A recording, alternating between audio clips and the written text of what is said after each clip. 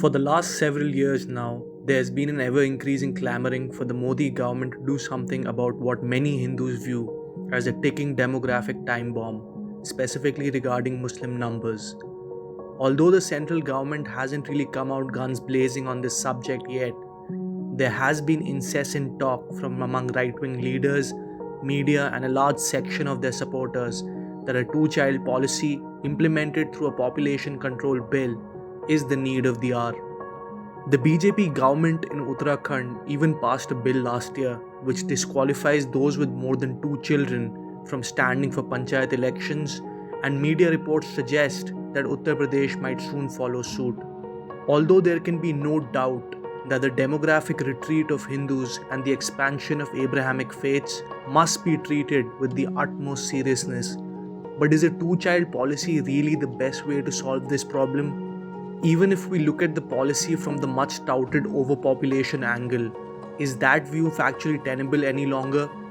As our analysis will today show, a strict two child policy at a national level will not just fail to achieve anything, it may actually backfire, especially against the demographic strength of the Hindu community.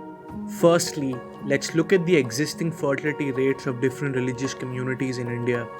According to the National Family and Health Survey 2015-16, Hindus had a fertility rate of 2.13, Muslims were at 2.61, while almost all the other religions were below 2.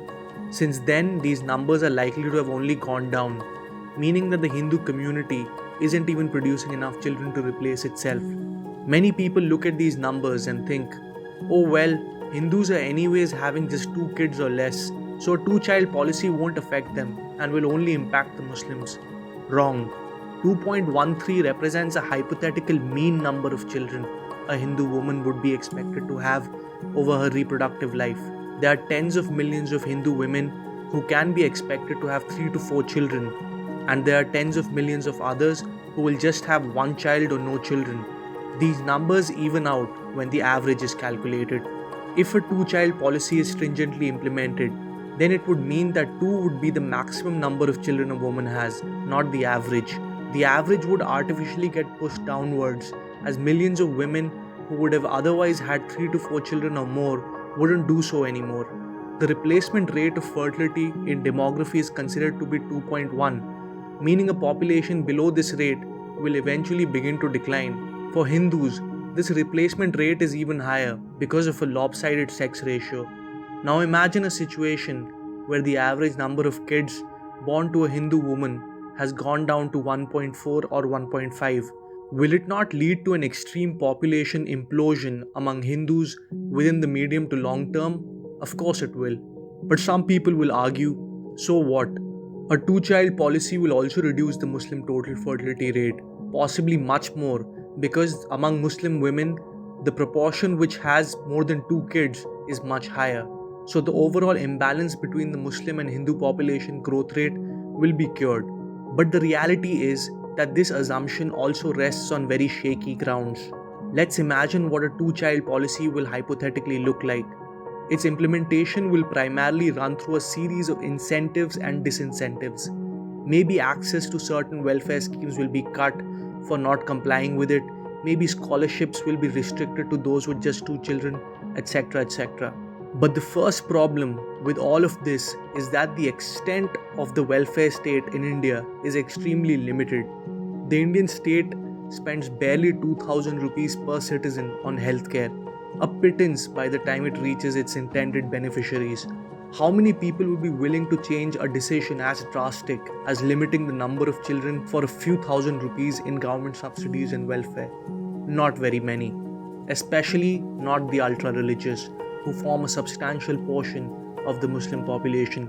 On the other hand, some people may want to be seen as ideal citizens who follow government guidelines and conform to new social norms, but undoubtedly, such people will disproportionately tend to be Hindus, going by the stereotypical nature of the law-abiding Hindu. Insular and ghettoized populations of Muslims are much less likely to see these guidelines as relevant to them.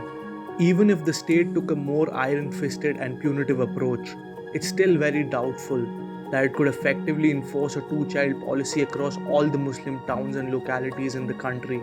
It's common knowledge how electricity departments are not even able to recover dues from such mohallas. So to think that the state would be able to force its will on family formation amongst Muslims does not make any sense. Lastly, if we were to now just look at the population control aspect of things, irrespective of religion, a two-child policy would still not make any sense. India's total fertility rate has already dropped to 2.2 as of 2017 and is in all likelihood even lower right now. As we mentioned earlier, the replacement rate of fertility is 2.1, but this number of course is going to be higher for India because of our deficit of reproductive age women courtesy a lopsided sex ratio. This means that India is already at a stage where its population will automatically stabilize in a few decades. In fact, considering the fertility transition experiences of other nations, we know that our fertility decline will naturally continue for many more years, eventually leading to a population drop. How wise is it then to deliberately try to crash the fertility rate of a population which is already on track to experience a decline in a few decades' time? And with that question, I'll bid adieu. Please do subscribe to the channel for more such content. If you wish to support this channel further, you can also donate via UPI or make recurring donations through Patreon, for both of which links have been provided in the description.